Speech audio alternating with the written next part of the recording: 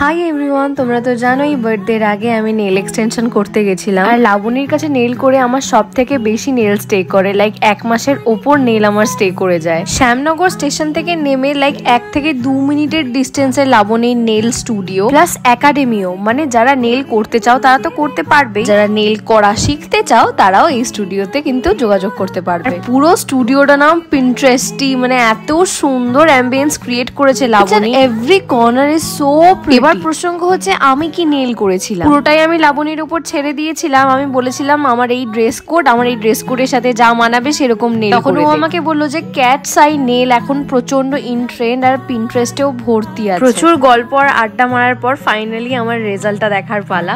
এই যে আমার ক্যাটস আই নেল এক্সটেনশন, ভীষণ সিম্পল অ্যান্ড সাটল, যে কোনো ড্রেসের সাথে প্রচন্ড ভালো মানাবে। প্লাস এটার শাইনটা তো অপূর্ব সুন্দর। কমেন্টে লাবণীর পেজের নাম মেনশন করে দিলাম।